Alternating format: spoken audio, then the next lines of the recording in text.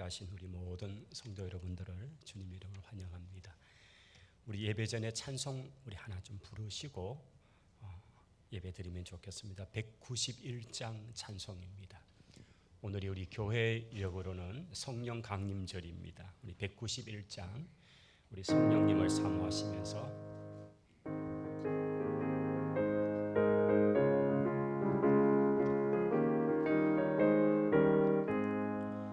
내가 매일 기쁘게 순례의 길 행함은 주의 팔이 나를 안보함이요 내가 주의 큰 복을 받는 참된 비결은 주의 영이 함께함이라.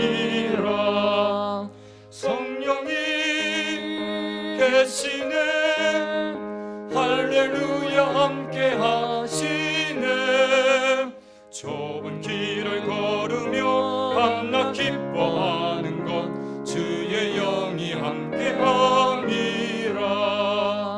전에 죄에 빠져서 평안함이 없을 때 예수 십자가의 공로 힘입어 그 발 아래 엎드려 참된 평화 얻음은 주의 영이 함께함이라.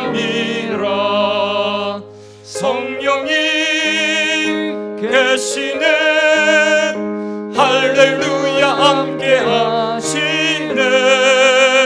좁은 길을 걸으며 밤낮 기뻐하는 것 주의 영이 함께함이라. 나와 동행하시고 모든 염려하시니 나는 숲의 새와 같이 기쁘다. 내가 기쁜 마음으로 주의 뜻을 행함은 주의 영이 함께함이라. 성령이 계시네 할렐루야 함께하시네. 좁은 길을 걸으며 밤낮 기뻐하는 것 주의 영이 함께함이라. 세상 모든 욕망과 나의 모든 정욕은 십자가에 이미 못을 박았네. 어두운 밤이 지나고 무거운 짐 벗으니 주의 영이 함께함이라.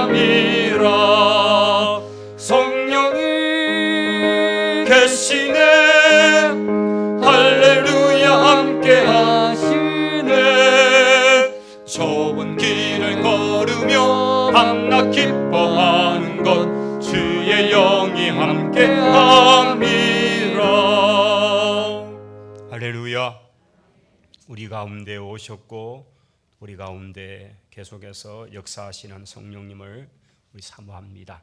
이제 사도신경으로 우리의 신앙을 고백하겠습니다. 전능하사 천지를 만드신 하나님 아버지를 내가 믿사오며 그 외아들 우리 주 예수 그리스도를 믿사오니 이는 성령으로 잉태하사 동정녀 마리아에게 나시고 본디오 빌라도에게 고난을 받으사 십자가에 못 박혀 죽으시고 장사한 지 사흘 만에 죽은 자 가운데서 다시 살아나시며 하늘에 오르사 전능하신 하나님 우편에 앉아 계시다가 저리로서 산자와 죽은 자를 심판하러 오시리라. 성령을 믿사오며 거룩한 공예와 성도가 서로 교통하는 것과 죄를 사하여 주시는 것과 몸이 다시 사는 것과 영원히 사는 것을 믿사옵나이다. 아멘. 우리 찬송가 185장을 함께 부르겠습니다.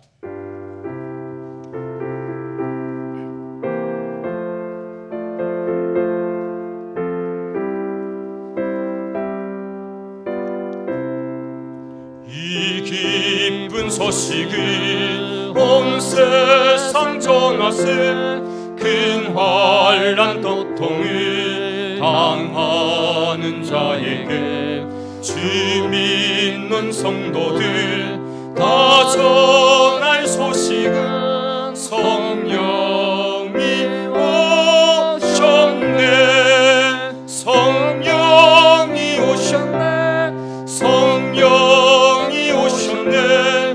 내 주님 보내신 성령이 오셨네. 이 소식을 온 세상 전하세. 성령이 오셨네. 만왕의 왕께서 저 사로잡힌 자 다 구원하시고 잠자유 주셨네. 승리의 노래가 온 성에 들리니 성령이 오셨네. 성령이 오셨네. 성령이 오셨네. 내 주님 보내신 성령이 오셨네. 이 기쁜 소식을 온 세상 전하세. 성령이 오셨네. 한없는 사랑과 그 크신 은혜를 늘 의심하면서 안 믿는 자에게 내 작은 힘으로 고정하리니 성령이 오셨네. 성령이 오셨네. 성령이 오셨네. 내 주님 보내신 성령이 오셨네. 이 기쁜 소식을 온 세상 전하세. 성령이 오셨네. 아멘. 이 시간에 박준현 장로님 기도하시겠습니다.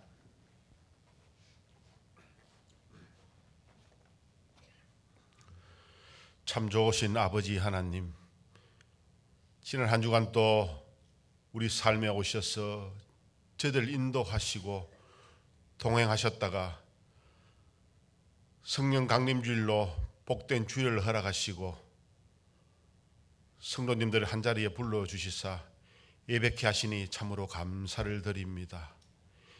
이 시간 예배 드릴 때에 우리의 몸과 마음과 힘과 정성을 다하여서 하나님 앞에 온전한 예배를 드릴 수 있도록 성령님 도와주시옵소서. 지난 한 주간을 돌아볼 때에 우리의 모습이 참으로 연약하고 부족했던 모습들이 가득합니다.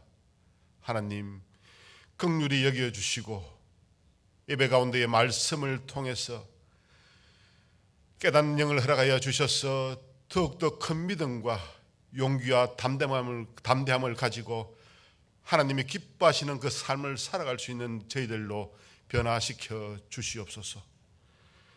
사랑하는 우리 목사님 단에 세우시고 귀한 말씀을 선포케 하시니 감사를 드립니다. 준비하신 모든 말씀 잘 선포되어 줄 수 있도록 성령님 인도하여 주시옵소서. 말씀 들을 때에 깨달음 있게 하시고 하나님을 기쁘게 하는 그런 삶을 살아갈 수 있도록 애쓰고 힘쓰는 저희들이 될 수 있도록 하나님 은혜를 베풀어 주시옵소서. 하나님의 형상대로 지음받은 저희들이 하나님을 가장 기쁘게 하는 자녀들이 되게 하여 주시옵소서. 하나님 참으로 이 시대가 어려운 가운데 있습니다. 지구촌 곳곳 나라들마다 코로나 질병으로 인해서 많은 사람들이 고통받으며 죽음을 당하고 있는 모습을 볼 때에 안타까움이 가득한 저희들 모습을 불쌍히 여겨주시고 긍휼을 베풀어 주시옵소서. 이 모든 것이 속히 종식되어서 이 일이 어떤 일로 인해서 일어났는지를 깨닫는 저희들 되게 하여 주시고 변화받아서 하나님을 참으로 기쁘게 하는 모든 지구촌 백성들이 되게 하여 주시옵소서. 특별히 이 나라를 긍휼히 여겨 주시사 경제, 안보 모든 것이 회복되게 하여 주시옵소서. 또 새롭게도 21대 국회가 개원되었는데 이 모든 국무위원들이 하나님을 기쁘게 하는 그런 자리로 나아가게 하여 주시옵소서. 참으로 하나님을 두려워하며 백성들을 두려워하는 그런 마음을 가지고 한 해기 동안에 최선을 다해서 나라를 생각하며 국민을 생각하는 그런 사람들로 변화시켜 주시옵소서. 아버지 하나님, 이 시간 또 함께 참석하지 못하고 가정에서 병원에서 어려운 가운데도 하나님을 사모하는 그 마음들이 있사오니 긍휼히 여기시사 은혜를 베풀어 주시사 함께 찬양하며 말씀을 듣고 속히 회복되는 은혜를 허락하여 주시옵소서. 우리 교인들 중에 슬픔 가정 당한 가정도 있습니다. 위로하여 주시고 긍휼을 베풀어 주시옵소서. 하나님, 이 나라와 민족을 더욱더 강하게 역사하여 주시사 저 북한 땅이 속히 복음으로 통일되게 하시고 지하에서 기도하는 그 음성을 들어주시사 북한 정권이 무너지게 은혜를 베풀어 주시사 이 대한민국이 하나가 되어서 이 지구촌에서 가장 행복한 나라로 변화시켜 주시옵소서. 하나님, 이 시간 우리의 마음에 담은 것을 온전히 하나님 앞에 내어놓고 기도하며 찬양하며 영광 돌릴 때에 은혜가 넘치는 복된 시간 되게 하옵소서. 모든 것 거룩하신 예수님의 이름으로 감사하며 기도드립니다. 아멘.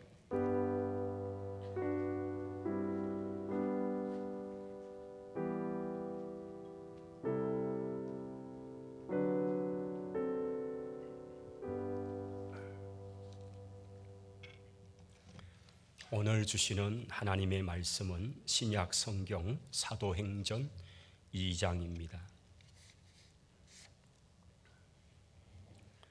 사도행전 제2장 1절에서 4절까지 본문의 말씀을 우리 같이 한번 읽으면 좋겠습니다.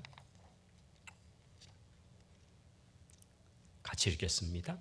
오순절 날이 이미 이름에 그들이 다 같이 한 곳에 모였더니 호련히 하늘로부터 급하고 강한 바람 같은 소리가 있어 그들이 앉은 온 집에 가득하며 마치 불의 혀처럼 갈라지는 것들이 그들에게 보여 각 사람 위에 하나씩 임하여 있더니 그들이 다 성령의 충만함을 받고 성령이 말하게 하심을 따라 다른 언어들로 말하기를 시작하니라.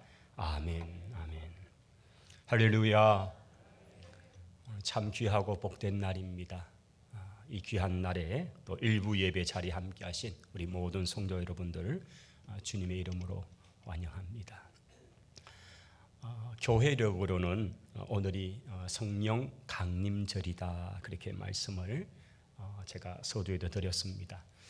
우리 기독교에 참 귀한 절기를 한 3가지를 말하라 그러면 뭐라 그래도 하나님의 아들이신 예수 그리스도께서 이 땅에 인간의 모습으로 오신 성탄절입니다.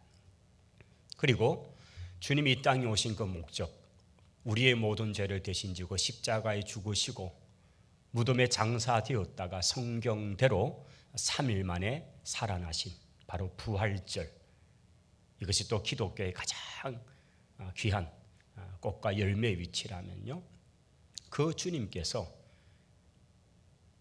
이 땅에 계시면서 제자들에게 또 오고 오는 세대 우리에게 일러주신 말씀이 특별히 사복음서 속에 있죠.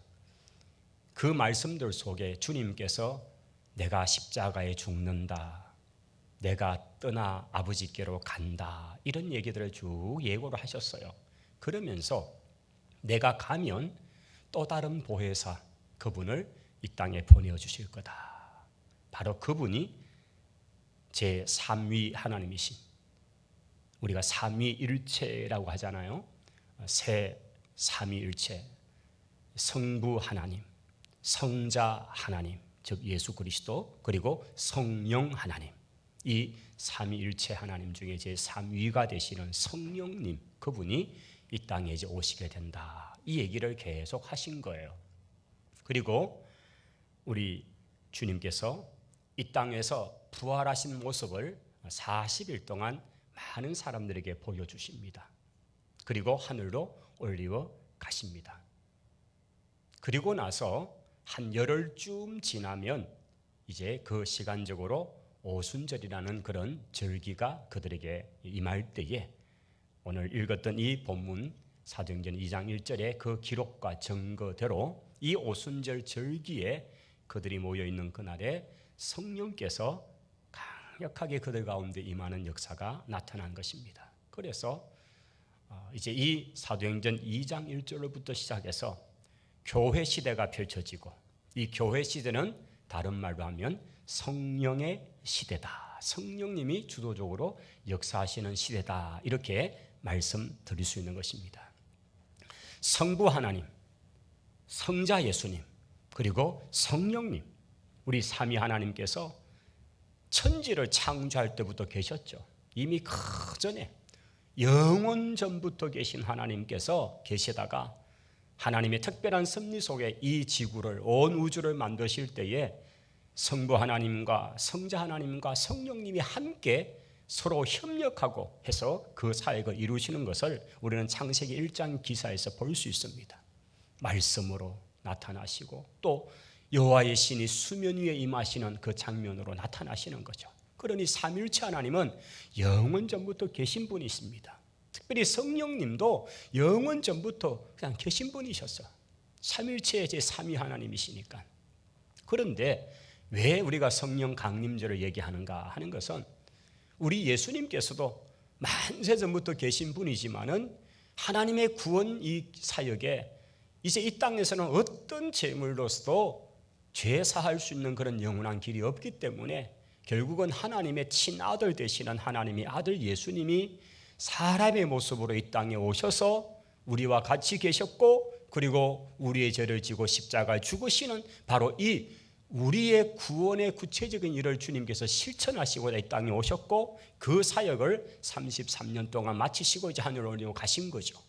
그리고 우리가 이해 쉬운 표현대로 한다면 마치 세 사람이 릴레이 경기를 하는 것처럼 첫 번째 주자가 달려가서 이제 이 반환점을 돌아와서 그 다음 서 있는 선수에게 바톤을 탁 넘기면 그 다음 선수가 그 바톤을 받아서 열심히 또 달려서 정해진 코스로 돌고, 그리고 그 다음 마지막 주자에게 바톤을 넘기면 그 마지막 주자가 달려가는 것처럼, 이거는 우리 그냥 사람이 이해하기 쉽게 하는 표현이에요. 성부 하나님 그리고 성자님이 예수님이 하신 그 사역이 이제 마치고 그 마지막 바톤을 누구에게? 성령 하나님께 넘겨주어서 이제부터는 성령님이 주도적으로 이 일을 하시도록, 그래서 이 오순절 성령 강림의 사건은 바로 그런 의미로서 이제 한 2000년 동안 교회 시대에 성령님이 주도적으로 역사하시는 성령 시대에 오늘 저와 여러분이 살고 있다는 사실을 꼭 기억하시기를 바랍니다. 예, 할렐루야. 예, 성령님의 오심이 무슨 의미인가 이렇게 간략하게 요약하면 바로 이런 겁니다. 그래서 우리가 지금 교회 시대를 산다, 신약 시대를 산다, 이 말씀은 성령 하나님의 주도적인 역사 속에 우리가 지금 살고 있다 하는 것입니다. 우리 예수님께서 참 많은 말씀들을 예고로 하신 말씀들이 있어요. 내가 가야 된다, 내가 아버지께 가야 된다, 그러면 또 다른 보혜사를 보내어 주실 것이다, 그분이 오시면 너희는 나보다 더 큰 일도 할 수 있다, 이런 말씀들을 하셨거든요. 이게 무슨 말씀인가? 아니, 우리가 예수님보다 더 큰 일을 어떻게 할 수 있다는 말씀이죠. 그런데 예수님께서는 그 말씀을 하셨어요. 아니, 우리가 예수님보다, 아니 예수님은 하나님이신데, 하나님의 아들이신데 어떻게 우리가, 그런데 예수님은 사역이요, 그 사역의 힘에 관한 얘기를 하신 거예요.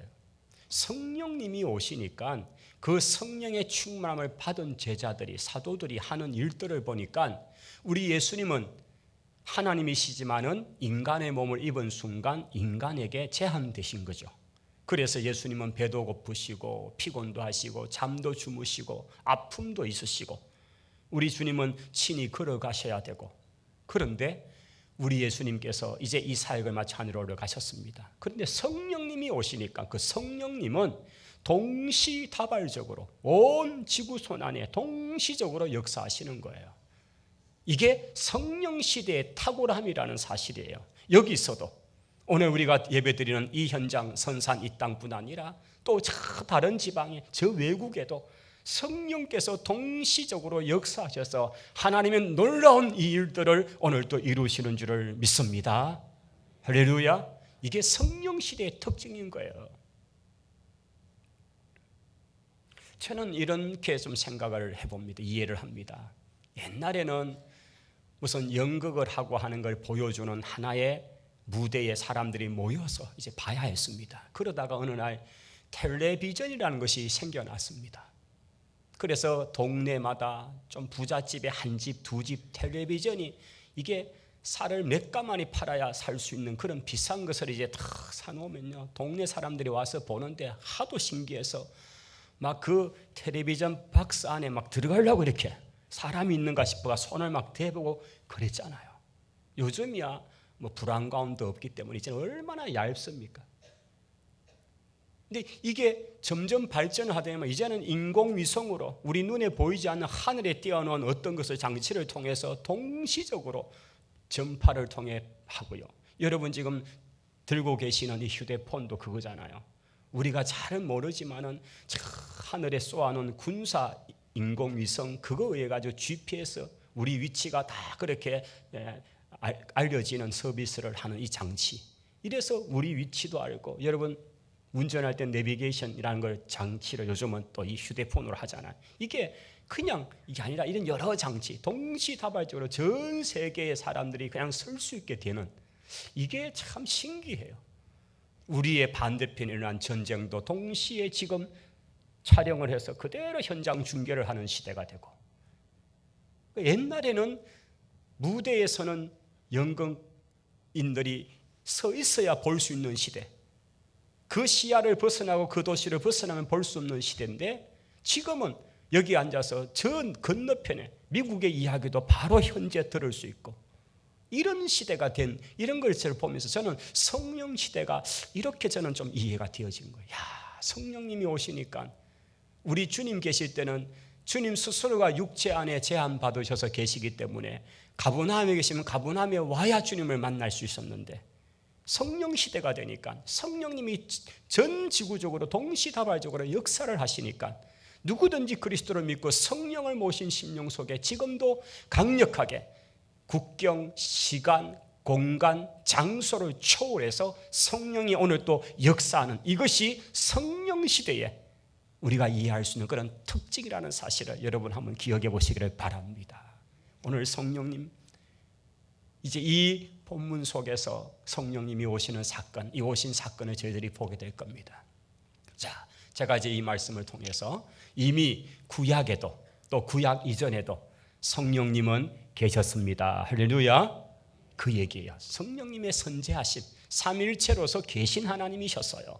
그런데 이제 성령님이 주도적으로 역사를 성자 예수님부터 이제 받아서 이제 성령님이 주도적으로 역사하시기 위해서 이 땅에 오신 그 사건, 이게 바로 오순절 성령의 강림 사건이다 하는 것입니다. 자, 그러면 우리가 2장 1절에 보시면 성령님이 오신 날이 언젠가를 성경 저자는 누가는 기록을 해놓았어요. 무슨 날에 오셨다고요?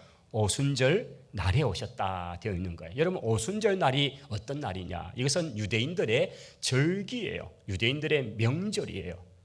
우리로 말하면 설날에, 추석에, 한가위에, 보름에, 이런 우리가 이해할 수 있는 그런 절기인 것처럼, 그러나 유대인들의 절기는 성경의 절기고 하나님이 제정해 주신 절기입니다. 할렐루야.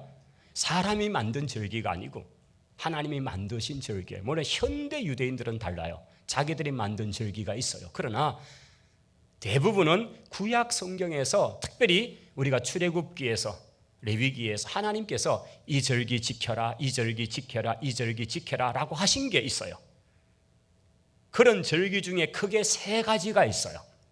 첫 번째는 이제 너희들이 애굽 땅에서 이제 나와서 자유민이 되기 위해서 나와서 시작되는 그 절기, 이게 바로 유월절이라는 절기예요. 한번 따라 하십시다. 유월절, 무교절. 자, 이게 이제 출발이에요. 그런데 유월절이 되는 절기에 한 이틀 지나면 유대인들에게는 구약에는 조금 나타나는데, 민수기에도 나타나는데 사실은 잘 안 지키는 절기 하나가 있어요. 이게 초실절이에요. 따라합시다. 초실절. 초실절은 곡식의 첫 단을 베어서 제사장이 그걸 들고 하나님, 올해도 이제 수확을 시작할 수 있어서 감사합니다. 이 첫 곡식단을 하나님 앞에 감사로 드립니다 하면서 제사장이 제일 먼저 첫 수수하는 데 가서 그 수수를 낫을 이렇게 베어서, 그건 이제 뭐 보리나 밀이겠죠. 그걸 베어서 곡식을 들고 하나님께 이렇게 흔들면서 감사를 드리는 절기가 초실절이에요. 자, 그럼 이제 유월절, 무교절, 초실절이 여기 한 세트로 같이 거의 같아요. 한 주간 같은 주간에 다 있습니다. 요 절기가 있고, 그 다음 이 유월절을 기점으로 해서 50일이 지나서 오는 절기가 바로 오순절인 거예요. 여러분, 우리말에 초순, 중순, 하순 이런 말 쓰시죠? 예. 요즘 사람들은 잘 안 쓰고 우리 이걸 좀 쓰신다는 분들은 좀 나이가 많은 분들이십니다. 초순, 이 순자가 열순자거든요. 그래서 한 달에 앞에 열흘, 한 달에 중간에 열흘, 한 달에 끝에 열흘, 이렇게 해서 초순, 중순, 하순 이렇게 쓰거든요. 똑같이 오순이라는 말은 그 순자예요. 5개의 열이다. 그러면 며칠란 말이에요? 50이란 말이지요. 무슨 날로부터 50일이 되었느냐? 바로 6월절부터 계산해서 50일째 되는 날이 요 오순절이라는 절기다라고 그렇게 정해놓은 거예요. 이해되십니까? 자, 두 번째 절기는 이제 오순절이라는 절기. 받아십시다. 오순절, 77절, 맥추절. 여기다가 여러분, 요거는 아주 이제 요거까지 여러분이 말씀할 수 있으면 굉장히 성경에 아주 탁월한 겁니다. 마타토라 하면 따라합시다. 마타토라. 예, 이게 히브리 말입니다. 아이고, 아침에 막 헷갈리게 하신다 싶은데, 그죠? 자, 따라합시다. 마타토라. 예, 이게 율법을 받은 날. 뭘 받은 날요? 율법을 받은 날. 자, 지금 두 번째 절기를 제가 세트로 묶어서 말씀을 드렸습니다. 오순절이라고도 하고, 77절이라고도 하고, 맥추절이라고도 하고, 거기다가 마탄토라라는 그런 단어도 쓴다. 요 세 가지, 네 가지가 함께 묶어서 사실은 같은 절기예요. 자, 한번 볼까요?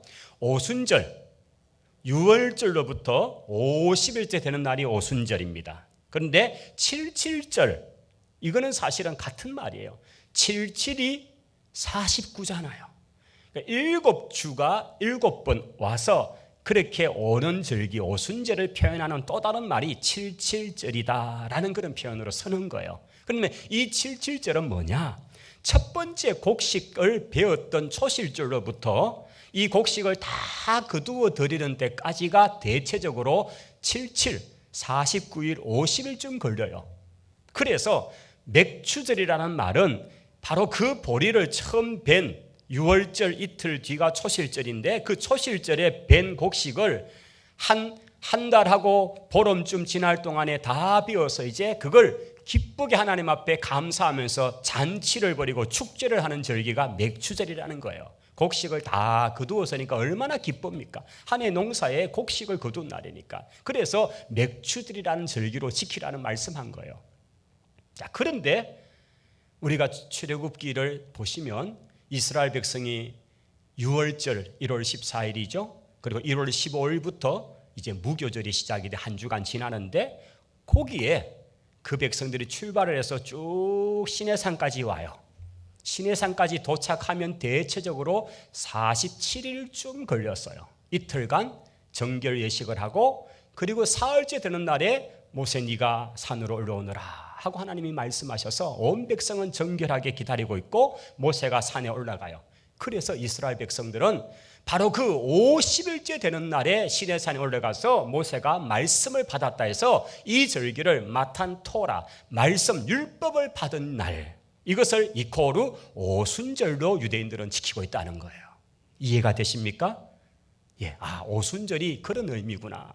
날짜로 계산하면 6월절로부터 50일이 되어서 오순절이고, 또 그들의 농사로 보면 맥추절, 즉 초실절로부터 곡식을 다 거두어서 하나님께 잔치하듯 기뻐하는 축제의 의미로 맥추절이라 부르고, 특별히 영적으로는 이스라엘 백성이 출애굽해서 시내산에 와서 산에 올라가서 하나님의 말씀 율법을 받은 그날이 정확하게 오순절과 맞아지고, 그렇게 해서 마탄토라라는 이 용어, 율법을 받은 날, 이렇게 지킨다는 거죠. 이게 두 번째 절기 얘기를 하고 있는 거예요. 그리고 이제 세 번째 절기는 좀 이렇게 쭉 떨어져서 뒤로 가는데, 이게 이제 초막절, 장막절, 이렇게 우리가 말씀드리는 그날이에요. 이게 이제 초막절이라고 하는 그런 절기가 있고, 때는 이게 세 가지 유대인들의 절기가 있는 거죠. 자, 그 가운데서 오늘은 바로 2장 1절에 오순절 날이 이르렀다라는 말씀을 지금 성경 저자는 하고 있는 거예요. 자, 유월절도 하나님이 제정하셨어요. 두 번째 오순절, 물론 그 다음 오는 초막절도 하나님이 다 제정하신 날이에요. 그런데 하나님께서는 굉장히 의도를 가지고 계신 거겠죠. 유월절 어린 양으로 십자가에서 죽임을 당하신 분이 바로 하나님의 아들이신 예수 그리스도이시지요.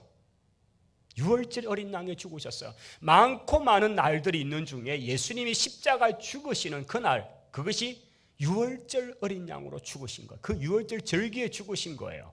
그리고 주님은 며칠 만에 살아나셨습니까? 3일 만에 살아나신 거예요. 이 3일 만에 살아나신 날이 기가 막히게 유대인들은 유월절, 무교절, 바로 그 안에 있는 초실절 이 절기에 맞추어 주님이 부활하신 거죠. 유월절 이틀 지나서 초실절이니까요. 그래서 지금도 유대인들은 초실절을 싫어해요. 왜냐하면 기독교에서 예수님이 부활했다고 자꾸 얘기하니까 그게 해필이면 자기들이 생각하는 초실절이니까. 그런데 바울은 뭐라고 해석했습니까? 우리 주님께서 부활의 몇 번째 열매가 되셨다고요? 몇 번째요? 첫 열매. 할렐루야. 주님이 부활의 첫 열매가 되신 거예요. 바로 초실인 거죠. 그래서 오고 오는 우리 모두도 이 부활에 참여하게 될 줄을 믿습니다. 여러분, 첫 곡식을 거두면 그 나머지 밭에 곡식을 못 거두는 게 아니고 이제 그것은 익을 것이고 다 곧 거두어질 것이라는 걸 전제하는 얘기예요. 첫 열매를 딴다는 것은 나머지 모든 열매를 이제 막 따게 된다는 그 기대와 기쁨이 있는 거예요. 똑같이 예수님이 우리의 부활의 첫 열매가 되신 것은 예수 그리스도 안에 우리 모두도 다 부활에 동참하게 될 줄을 믿습니다. 바로 이 의미를 가지는 거예요. 자, 그래서 성령님이 오시는 날을 택할 때에 하나님께서는 다른 절기가 아니라 오순절에 맞춰 오신 거예요. 많고 많은 날들이 있는데 왜 하필 오순절에 성령님 오시는 날로 택했는가? 바로 구약에 이미 오순절이 무슨 날이라고, 이 날이 맥추절이야, 열매를 다 거두는 날이야, 이 날이 율법을 받은 날이야, 이런 의미를 다 담아서 바로 이 오순절에 맞추어서 성령 강림의 귀한 날을 삼으신 거예요. 그래서 오늘 2장 1절에 보시면 오순절 날이 왔는데 사실 여기 모인 사람들은 몰랐어요. 왜 몰랐는가 한번 볼까요? 여러분 펼쳐놓은 성경 사도행전 1장 4절 한번 보십시오.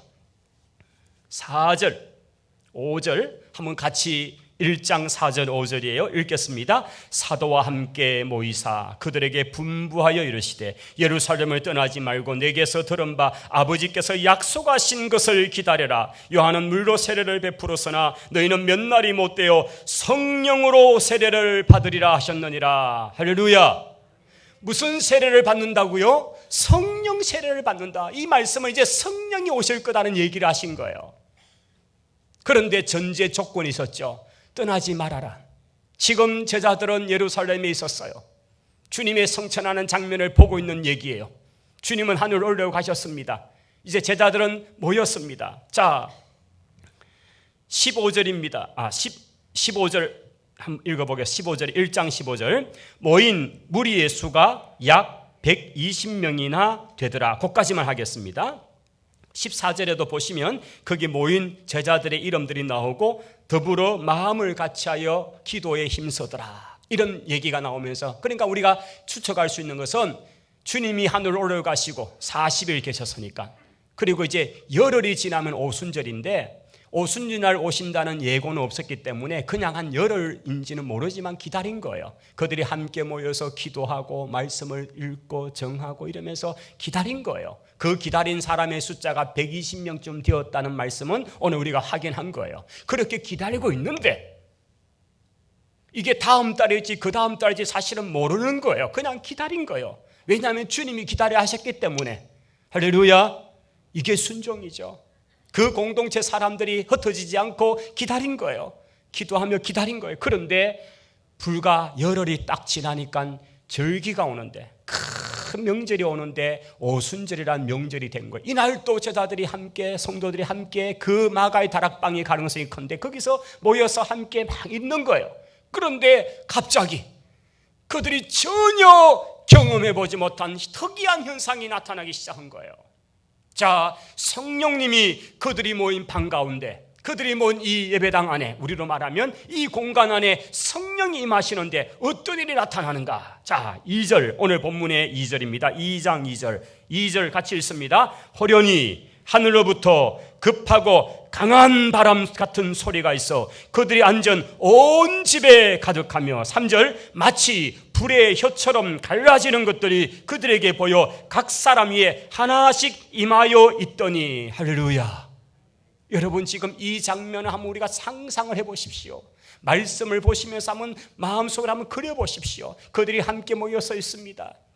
이렇게 의자에 앉았는지 바닥에 앉았는지, 아마 그 당시 문화를 봐서는 그 다락방 공간에 다 바닥에 쭉 앉아서 있어서 그 같은 경험이 커요. 또 어떤 학자들은 솔로몬 행각일 거다, 성전에 있는 그 솔로몬 행각에 모여서 아마 있었을 거다, 이런 학자들도 있습니다. 어쨌든 그들이 한 공간에서 앉아서 말씀을 읽고 기도도 하고 하나님을 찬송하면서 그렇게 있는 거예요. 그런데 호련히, 이는 갑자기라는 말이죠. 예상도 못했는데 그 앉아있는 그들에게 급하고 강한 바람 같은 소리가 있었다. 여러분, 바람이 세게 불면 소리가 납니다. 바람이 세게 불면 소리가 납니다. 그 소리를 들으면 아마 주변의 사물들이 막 떨리고 이런 것 때문이겠죠. 급하고 강한 바람 같은 소리가 있는데 그들이 모인 곳에 뭔가 그런 소리가 하고 난다는 거예요. 그래서 어떤 부흥사는 입으로 또 소리를 내내 씩씩거리면서, 그건 가짜예요. 성령님이 하시는 일, 그걸 입으로 자꾸 소리 내면서 이건 입으로 내는 게 아니야, 그럼 말도 안 되는 거죠. 자, 그 다음, 자, 그런 소리가 있습니다.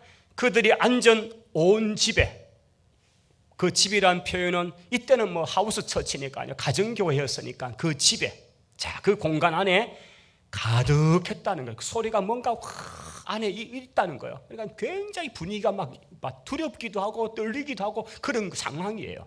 자, 그리고 3절에 보시면 이제 뭔가 눈에 보이는 현상으로 나타난 것이, 마치 이게 똑같은 게 아니라 이제 우리의 언어로 표현할 수 있는 것, 이걸 경험한 제자들이 표현하는 것이, 그게 마치 불의 혀같이. 여러분, 불의 혀가 뭡니까? 불꽃 이렇게 이런 그 불의 혀같이, 그런 불의 혀같이 갈라지는 것들이 그들에게 보이는데 각 사람 위에 하나씩 임하여 있더라. 그래서 이것을 가지고 성화 그림을 그리는 그리스도인들은, 어떤 분들은 그 마가 다락방에 모여있는 한 사람들 위에다가 전부 불꽃 하나씩 이렇게 얹은 그림을 그려놓은 거예요.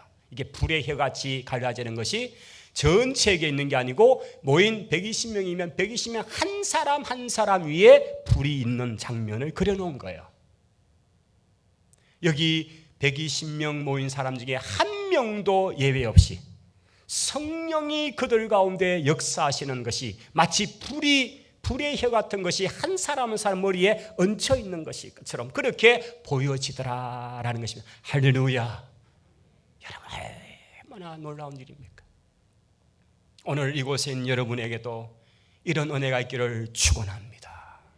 예외됨이 없이 빠지지 않고 모여있는 모두에게 주 예수 그리스도를 고백하고 그분을 하나님의 아들이요 구원자로 믿는 여러분에게 이 성령이 한 사람 한 사람에게 충만하게 임하시기를 축원합니다.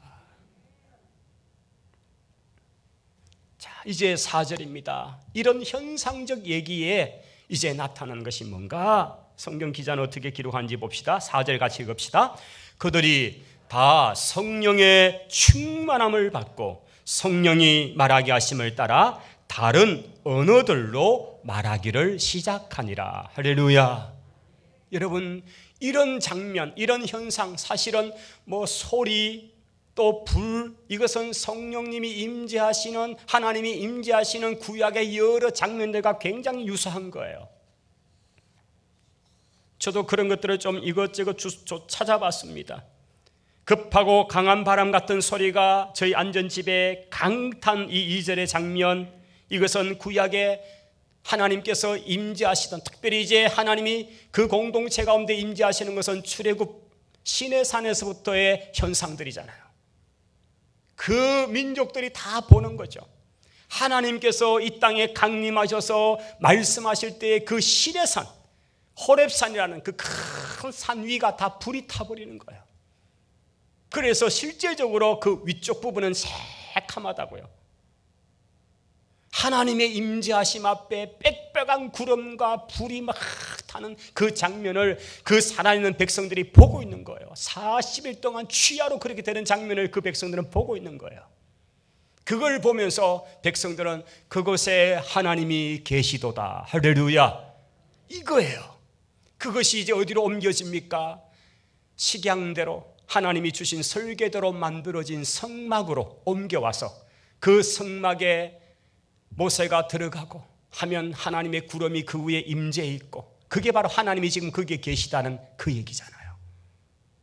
그리고 성전을 만들었을 때 그 성전에도 하나님 앞에 올려드리는 향, 이게 꺼지지 않게 하고 계속적으로 그렇게 되어진 그대로죠.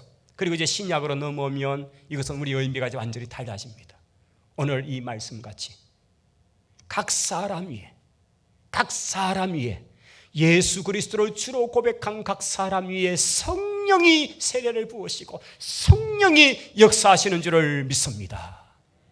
여러분, 구약은 그런 공동체요, 구약은 어떤 공간, 특정한 공간의 이야기라면, 오늘 신약, 특별히 사도행전 2장 1절 이후로는 주님이 예고하신 1장 4절 5절에 예고하신 성령의 세례를 받는다고 하셨고, 그 성령의 세례의 모습이 급하고 강한 바람 소리와 같았고, 각 사람에게 불의 같이 임하는, 한 사람 한 사람에게 임하는 이것이 성령 세례요, 동시에 성령의 충만함이라고 지금 2장 4절에 그렇게 표현하고 있잖아요. 오늘 여러분이 예수 그리스도를 진짜 주로 믿으면 거듭났다는 말은 곧 성령의 세례를 받은 줄을 믿으시기 바랍니다. 성령을 말미암지 않고는 거듭날 수가 없습니다. 성령으로 거듭나게 되어 있습니다. 우리가 거듭나는 것은 나의 고백이 아니라 그걸 고백케 하시는, 내 속에서 회개케 하시고 하는 그 성령의 역사를 통해서 내가 고백되어지는 거예요. 그래서 우리가 예수 그리스도를 믿었다, 내가 회개했다, 내가 회심했다, 거듭났다, 이 말은 곧 성령 세례를 받았다는 말과 동일시할 수 있다는 거예요. 자, 성령 세례를 받은 우리가 그 다음 성령의 충만함을 받아야 됩니다. 할렐루야. 성령 충만을 사모하시기 바랍니다. 오늘 이 사도행전 2장의 장면은 성령 세례와 성령 충만함이 동시적으로 나타난 전형적인 모습입니다. 성령 세례를 증명하는 것은 1장 4절 5절의 예수님의 예고대로 너희가 몇 날이 못 되면 물로 세례받는 게 아니라 성령 세례를 받는다 하셨고, 2장 4절을 보시면 그 성령 세례가 나타난 장면이 이런 현상으로 나타나면서 동시에 4절에 성령의 충만함을 받았다라고 하면서 성령 세례와 충만이 동시에 온 거예요. 그런데 성령 세례는 예수 그리스도를 진짜 믿을 때에, 거듭날 때 반드시 임하게 됩니다. 성령이 임하지 않고는 거듭날 수가 없습니다. 그런데 성령 충만은 달라요. 이렇게 사도들처럼 준비되고 해서 성령 충만을 받으면 좋을 텐데, 지금 우리에게는 보면 성령 충만이라는 것은 이게 이제 우리의 신앙생활에 힘든 거예요. 성령 충만함을 입으면 우리 신앙생활이 쉽고 기쁘고 즐거움인데, 내가 거듭난 건 분명하고 구원받은 건 분명한데, 이 말은 곧 성령 세례는 받았는데 거듭났다는 말이에요. 그런데 신앙생활의 삶에 막 힘들고 짜증나고 막 보면 옛사람의 모습이 그대로 있고 이런 모습은 성령 충만하지 못한 상태라는 얘기예요. 그래서 성경에는 특별히 바울 서신에는 계속적으로 하는 말씀이 뭡니까? 성령 충만을 받으라. 할렐루야. 여러분 성령 충만을 받으시기 바랍니다. 성령 충만을 사모하셔야 돼요. 성령 충만을 받아야 돼요. 이것은 한 번 받음으로 끝나는 게 아니에요.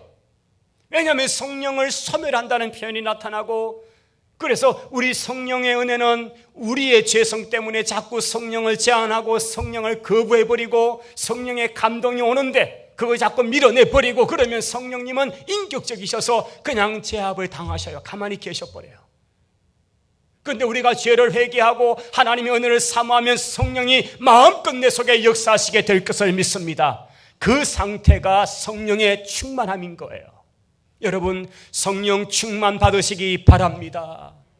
이 성령 충만 받아야 능력 받게 되고요, 성령 충만한 가운데 하나님의 귀한 일들을 감당할 수가 있는 것입니다. 주님께서 보내신 성령님이 역사적으로는 오늘 이 사도행전 2장에 임하신 거예요. 성령이 오셨네. 성령님이 이미 오셨습니다. 모든 믿는 우리에게 성령이 임하신 줄을 믿습니다. 이제 그 성령님을 내가 밀쳐버리느냐, 성령님을 무시하느냐, 성령을 소멸하느냐, 이것은 우리의 문제입니다. 우리가 그 성령님을 사모하고 어떻게 하든 죄와 이기고 죄를 끊고 하면 성령의 생각, 성령의 마음으로 우리가 채워가죠. 육신의 소욕을 이겨야 성령으로 우리가 나아갈 수 있는 것입니다. 반대로 성령을 사모하고 성령에 붙들리면 육신의 소욕은 점점 줄어들게 될 줄을 믿습니다. 그래서 성령의 충만함을 입어야 되는 것입니다. 이 성령의 충만함을 입은 성도들을 통해서 주님은 역사하시고 오늘 또 그 하나님 나라를 이루어 가십니다. 제가 앞에 부분은 이제 그 결론적 이 얘기는 우리 주님이 뭐라고 말씀하세요? 왜 성령 충만함을 받으라고 말씀하실까요? 우리 1장으로 가보실까요? 다시 1장 6절의 제자들의 관심은 하나님 나라가 임하는 게 언제입니까? 이제 빨리 나라 뒤집어 주십시오. 로마 이 정권 없애버리면 좋겠습니다. 이 얘기를 제자들은 하고 있는데 주님께서 뭐라고 말씀하는가 보면요, 때와 시기는 이 나라 뒤엎고 그들이 생각하는 하나님 나라는 아직도 사실은 멀었어요. 주님이 생각하는 나라는 완성된 나라인데 이거는 아버지에게 있다. 자, 이제 8절 왜 성령을 받아야 되는지 8절 같이 읽습니다. 오직 성령이 너희에게 임하시면 너희가 권능을 받고 예루살렘과 온 유대와 사마리아와 땅끝까지 이르러 내 증인이 되리라 하시니라. 할렐루야. 따라하십시다. 능력 받아, 성령의 능력을 받아 증인이 됩시다. 할렐루야. 여러분 이겁니다. 왜 성령님 받으라고 말씀합니까? 왜 성령을 보내시고 너희는 성령을 기다리고 성령의 충만함 입으라고 말씀합니까? 이 성령을 입어야, 성령을 받아야 정인의 삶을 살 수 있기 때문입니다. 오늘 이 사도들이 성령의 충만함을 받고 그들이 한 일이 뭡니까? 이제 2장 5절부터 보십시오. 희한한 현상 중에 하나, 성령의 충만함으로, 그것은 나중에 이제 우리가 내일부터 고린도 성경을 보실 텐데 성령의 은사에 관한 여러 가지가 있습니다만 그게 대표적 하나 사건은 다른 언어로 말하게 하시는 역사가 나타났습니다. 성령 충만을 받은 사람에 나타나는 다양한 은사 중에 하나예요. 다른 언어. 이전 성경은 방언이라고 번역됐는데 지금 성경은 번역을 잘했어요. 다른 언어, 다른 지방의 말, 다른 나라의 말, 지금 우리로 말하면 이때는 로마 제국이란 한 나라이기 때문에 마게도냐의 말이 다르고 저 아프리카 쪽의 말이 다르고 키프로스의 말이 다르고 다양한 언어예요. 그래서 지방 언어라는 말을 하고 있는 거죠. 성령이 임하시니까 성령의 충만함을 통해서 다른 언어들로 말하기를 시작하는데 그 언어에서 온 사람들이 오순절을 지키러 왔다가 깜짝 놀라버렸죠. 왜냐하면 갈릴리 어부들인 줄 알았는데 이 사람들이 입에서 자기 언어, 그것도 고급적인 아주 그 지방의 자기들 언어를 말하는 걸 보고 그냥 깜짝 넘어가는 거죠. 도대체 이 말들을 어디서 배웠냐고. 성령이 하신 줄을 믿습니다. 다른 언어들로 말하기 시작하니까 그 다른 언어를 말하는 게 중요한 게 아니고 그 다른 언어를 통해서 뭘 말하느냐, 예수님이 하나님의 아들이시고 예수님이 우리 죄를 위하여 십자가에 죽으시고 예수님이 부활하셨고 예수님이 지금 하늘에 계시고 예수님이 다시 오실 것입니다. 할렐루야. 예수님에 관해서 증거하더라는 거예요.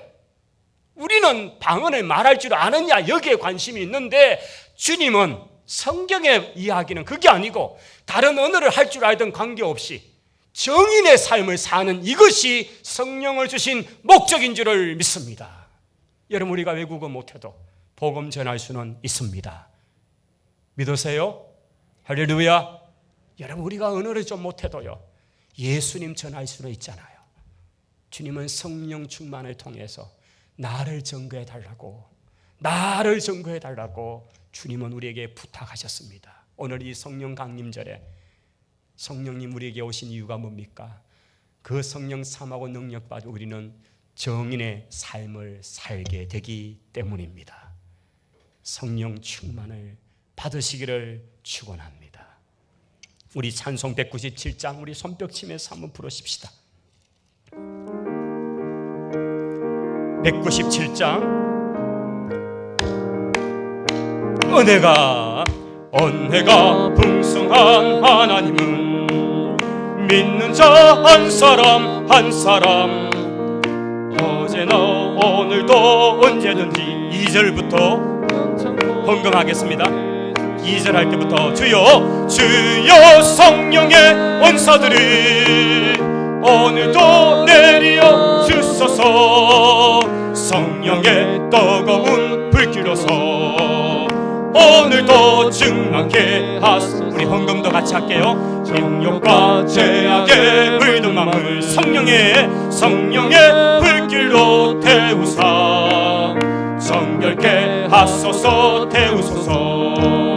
깨끗게 하여 주옵소서. 주여 성령의 원사들을 오늘도 내리어 주소서.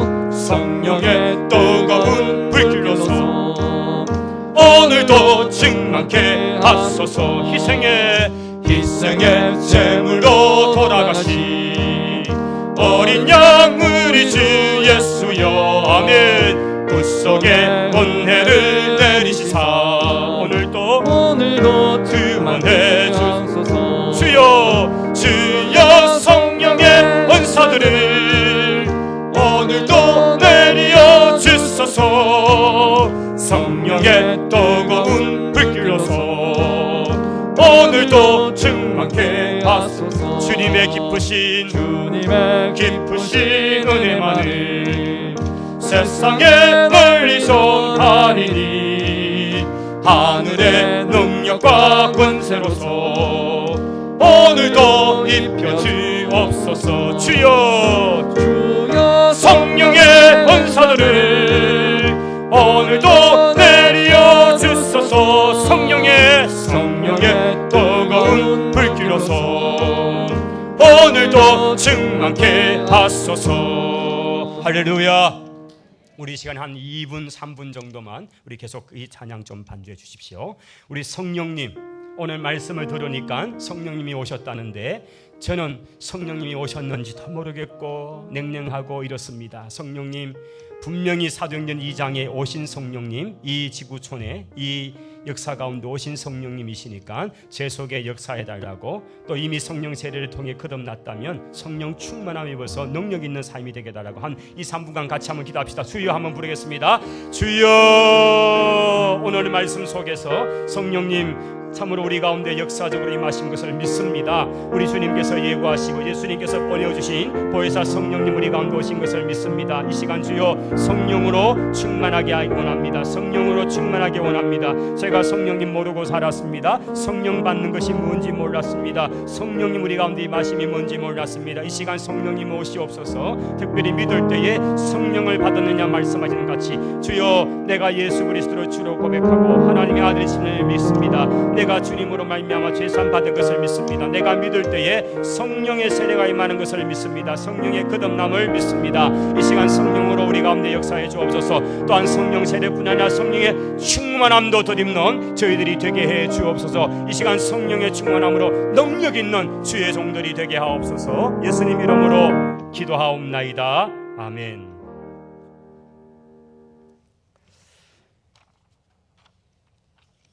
감사합니다. 오늘 복된 주일, 특별히 우리 교회력으로는 성령 강림절에 오늘 저희들이 참 또 저도 정말 너무 오랜만에 이렇게 또 성령 강림절에 대한 부분을 좀 제가 마음을 좀 새롭게 하면서 설교도 하고 증거할 수 있어서 너무 감사하고요. 우리 안에 계시고 또 지금 이 교회 시대를 주도해 가시는 성령님이 우리 안에 계심을 저희들이 이 공동체가 함께 고백할 수 있는 것이 너무 귀한 겁니다. 분명히 성령께서 기뻐하시고 여러분께서 어떤 자리에 있든지 성령은 강력하게 역사하실 겁니다. 성령 역사의 그 놀라운 현장, 1907년은 평양이었고요. 그 다음에 오데사 거리 뭐 이런 나타났던 미국, 영국 지역에 보면요, 정말 설거지하다가 걸어가다가 책 읽다가 성령이 역사하니까 이거는 뭐 어떤 장소의 문제가 아니고요, 뭘 하고 있느냐 문제가 아니고 그냥 거꾸러지고 막 성령의 충만한 가운데 임하는 그런 현상들을 쭉 기록한 글을 볼 때에 여러분 성령을 계속 사모하면서 사시면 여러분 있는 그 자리에서 그냥 여러분 그 성령의 강력한 붙들림 안에 나타나심을 경험하게 될 줄을 믿습니다. 꼭 성령 사모하시기를 바랍니다.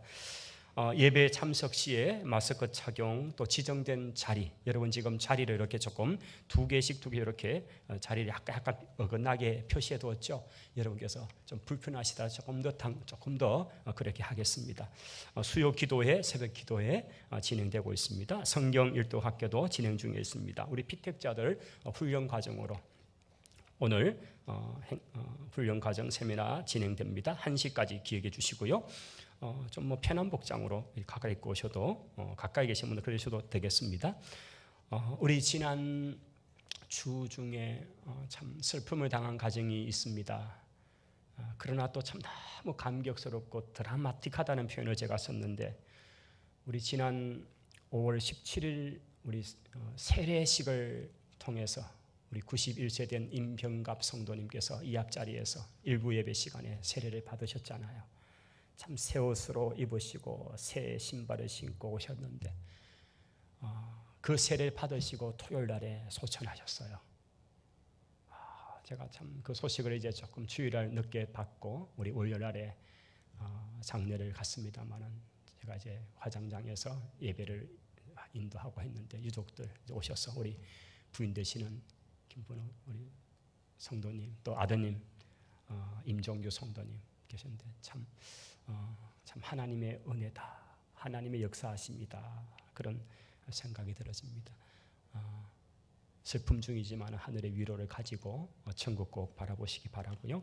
또 이번에 계시는 강혁 집사님 우리 또 새벽에 함께 기도했는데 여러분께서 빠른 회복을 위해서 기도해 주시기를 바랍니다. 오늘 하나님 앞에 많은 성도들이 11조 또 월정 헌금으로 주일 헌금으로 예물을 드리셨고요. 또 감사의 물을 담았습니다. 제가 소개하고 기도할게요. 김명자 권사님 감사의 물, 이영석 각종영 권사님 범사의 감사, 무명으로 감사의 물, 범사의 감사 최재열 전 김성남 권사님, 감사한금 김동아 전 최순희 권사님, 감사한금 오계조 집사 이명숙 집사님, 이사 예배 드려 감사 김현년 김원희 집사님, 범사의 감사 김순분 집사님, 가족과 함께 예배 드림을 감사합니다. 변혜미 하나님 은혜 감사 박병윤 장선미 권사님, 하루속히 코로나가 소멸되기 원합니다. 정명순 권사님, 범사의 감사 손상열 권사님, 박숙 집사님, 신대성 권사님, 김주식 박순애 집사님 가정, 변혜숙 권사님, 이경석 권복식 집사님 가정 범사에 감사드립니다. 심광석 집사님, 이진태장 최신희 권사님 새 사업장 허락하심을 감사합니다. 최혜락 집사님, 김숙 권사님 새 차례 구입해서 감사합니다. 늘 안전 지켜주십시오. 심화석 집사님, 김영욱 권사님 가정 하나님 은혜 감사, 임배규 이유진 집사님 가정, 김주 청년 하나님 은혜 감사, 김윤복 집사님, 손김혜 권사님 범사에 감사, 박영분 집사님 은혜 감사합니다. 서옥자 집사님 은혜 감사합니다. 박진희 집사님 범사에 감사드립니다. 주의 은혜 감사, 오재훈 목사님 가정, 에베네셀 하나님 감사합니다. 김학영 전사님 드렸습니다. 기도하겠습니다. 하나님 감사합니다. 우리를 사랑하셔서 우리에게 날마다 새 힘 공급하시려고 성령님 보내주신 것 감사합니다. 이 성령의 충만함을 덧입어 담대하게 용기 있게 힘 있게 믿음의 삶을 살 뿐 아니라 정인의 삶을 살아가는 우리 모두가 되게 하옵소서. 오늘 주님 앞에 귀한 예물을 드리고 감사하며 드린 모든 예물들을 주님께서 받으시고 은혜와 복을 내려주시며 특별히 슬픔을 당한 가정 위로하시고 천국 소망 가득 넘치는 은혜를 허락해 주옵소서. 이제는 교회 머리 되신 구주 예수 그리스도의 은혜와 하나님 우리 아버지의 크고 놀라우신 사랑과 성령의 위로 교통 충만하심이 성령 강림절을 기념하며 성령을 사모하는 머리 숙인 주의 모든 성도들 위해 이제로 영원히 함께 있을지어다. 아멘.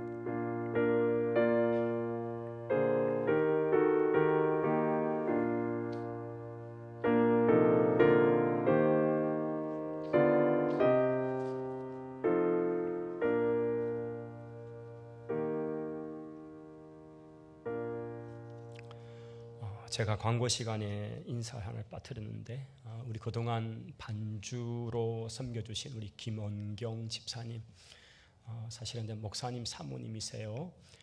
우리 목사님께서 북삼에 교회를 이제 개척해서 이제 사역을 시작하시게 되어 오늘까지만 사역하시고 되었습니다. 우리 한번 자리 잠깐 일어나셔서 한번 감사합니다 격려하고 일어나시죠.